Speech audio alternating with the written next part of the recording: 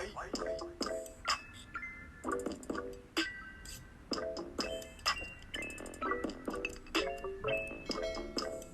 guys, it's your girl Rachforreal and I'm back with another video. I'm so happy to be back. I know it's been 2 weeks. Sorry about the delay. I had to get my life together, but obviously I'm back with a bang, okay? From the title, you can tell what we're going to talk about today. So I don't usually talk about celebrity drama or hot topics on my channel. This channel is really about like faith and about fashion and beauty and stuff, and I just keep it real with my subscribers. For those of you who may be new, I just like to keep it real and be relatable. But there is something that is on my chest that I really want to say, and if you're thinking, oh, she's Christian, like I know what she's going to say, I hope that you stick around because I think you'll be surprised by my standpoint on everything. So make sure you like, comment, and subscribe, and without further ado, let's get right into it. So obviously, this topic is not a coincidence. I thought about doing a video like this a long time ago, but obviously it's just really great timing because a conversation has been started. So for those of you who may not be aware, the artist Lil Nas X, he put out a song and a video that has been very controversial and just raising a lot of topics and a lot of things that have been swept under the rug. A lot of people do not like to talk about the relationship between the gay community and the church because it makes people uncomfortable.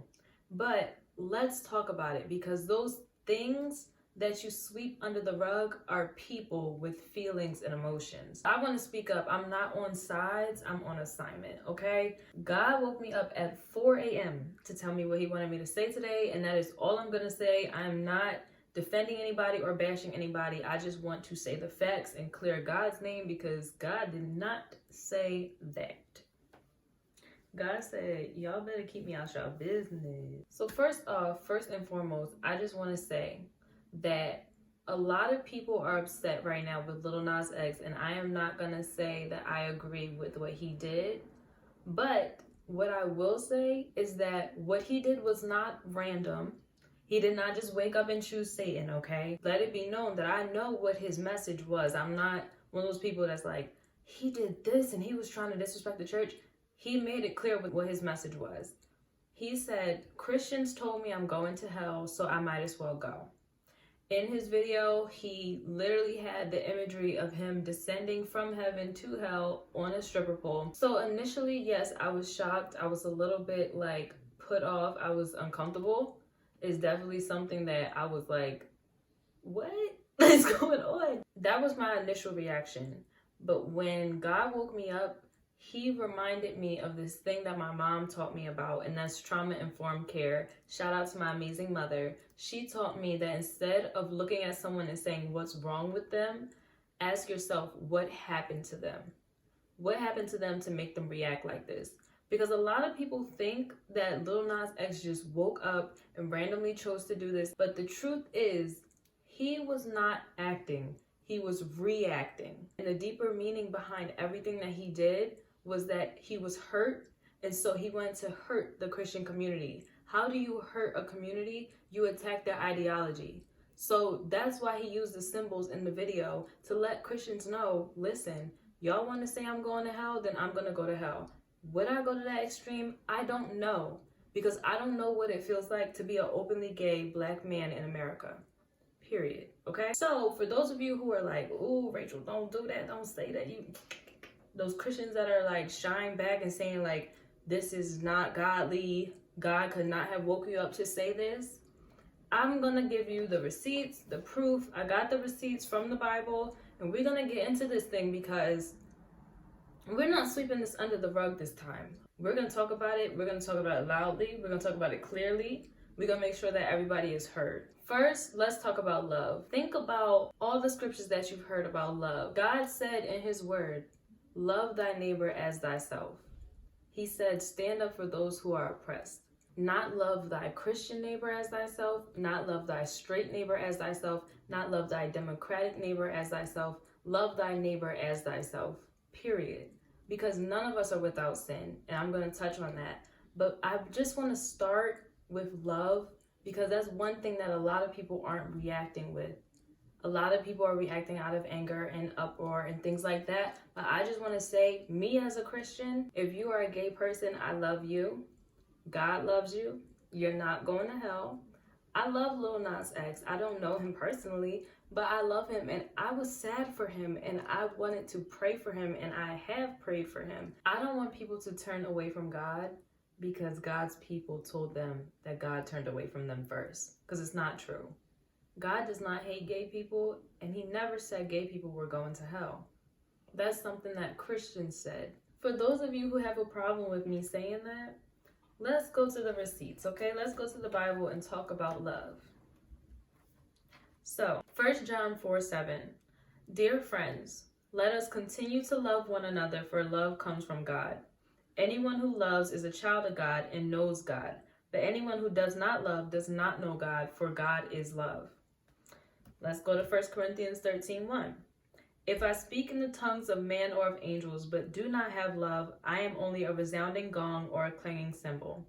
If I have the gift of prophecy and can fathom all mysteries and all knowledge, and if I have the faith that can move mountains, but do not have love, I am nothing. If I give all I possess to the poor, and give over my body to hardship that I may boast, but I do not have love, I gain nothing. That's where we start. We always start with love as Christians. Who are we to say, I'm not going to love you. I'm not going to call you by the pronouns you asked me to call you. If my friend tells me that she doesn't like onions and I'm cooking, I'm going to cook it without onions because my friend doesn't like it.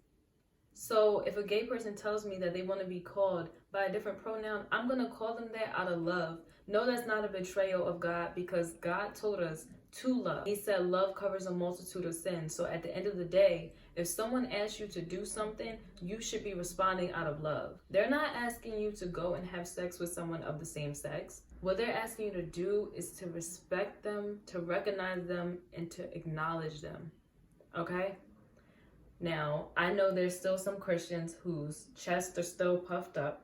So I have more receipts because I know there's some Christians that are like, nah, this is wrong. I know this cannot be from God. There's no way.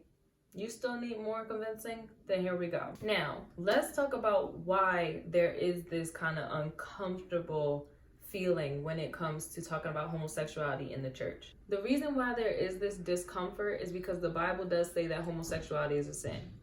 Let's just put it out there plain and simple, okay? I'm not here to lie and to fluff things up and make it seem like God never said anything, okay? The reason why some people think that it is okay to judge gay people is because they feel like there's a hierarchy to sin. Like, oh, we sinning, but we ain't sinning. But that's not true. Let's get the receipts because you always need the receipts, child. Matthew 12:31-32. Therefore I say to you, any sin and blasphemy shall be forgiven men, but blasphemy against the Spirit shall not be forgiven. That is the one detestable sin. So if you're still sitting here and you're like, no way, there's no way I can love a gay person, look at yourself in the mirror. Because if you ever lied, stolen, disrespected your mother, cheated on a test, cheated on your spouse, you're included in the group called sinners. Did you hear the part about any sin and blasphemy? So I know, okay? Soon as you saw that video, I know y'all saw the Satan shoes. I know y'all saw all of it and it was like, are you serious right now? How dare you? I understand. I'm a Christian whose heart is on fire for God. I love God. And I don't tolerate anything towards God. But we're not looking at this for the bigger picture, okay?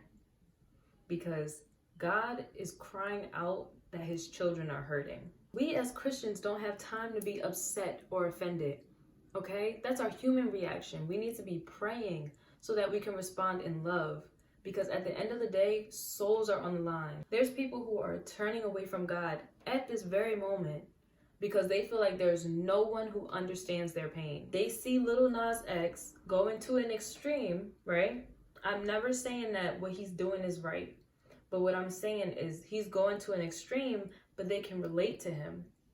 So while they may love God, they're like, I understand though. So I'm going to stand with him. Because nobody over here will say, listen, I don't feel that way. I love you.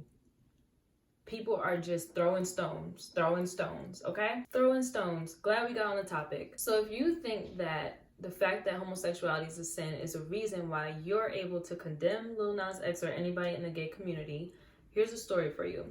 In John 8, there was a woman who committed adultery and she was about to be stoned to death.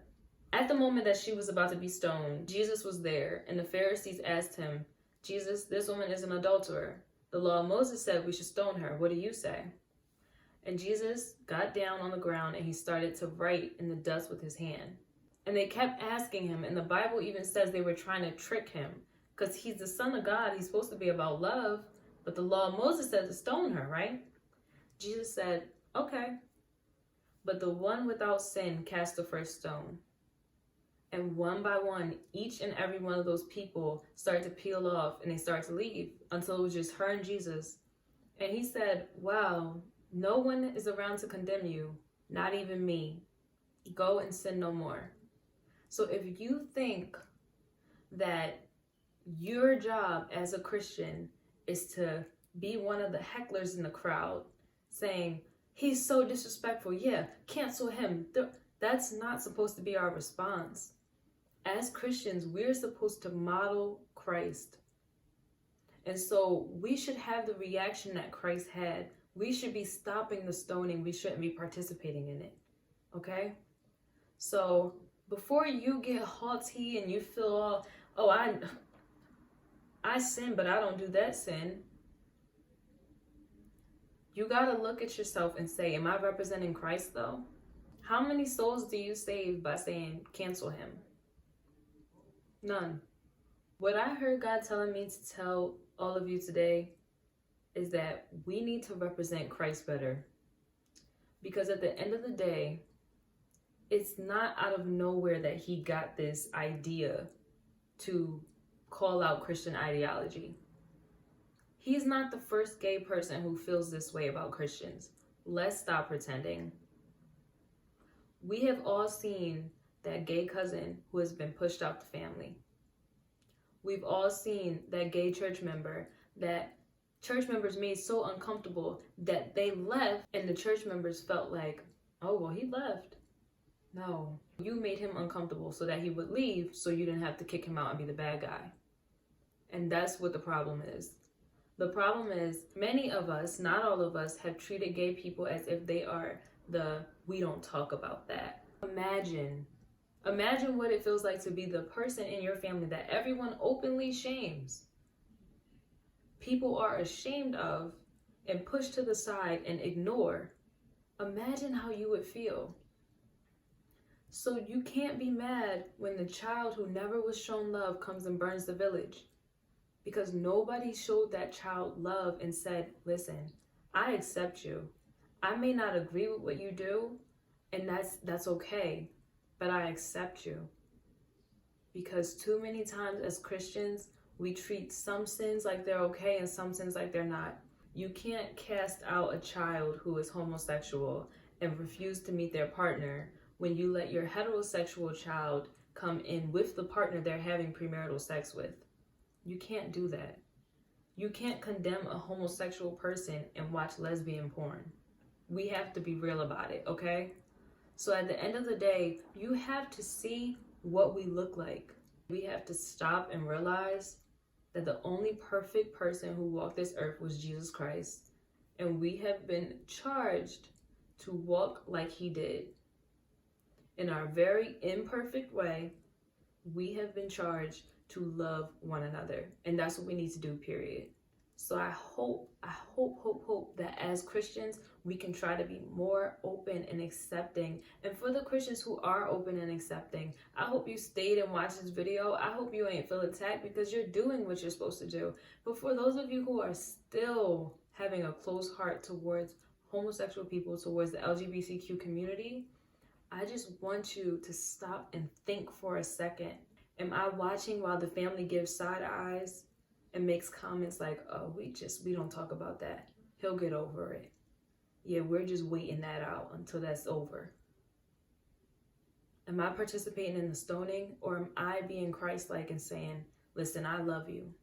I want you to talk to me. Okay? We have to do better. We have to do better. Yeah, man. That's my spiel. I know people are going to be livid, and I simply do not care. because the only one I answer to. So you can comment, fill the comments, because comments only make this video more popular, which only gets it more views. So feel free to comment. When in doubt, choose love. And until next week, keep it real.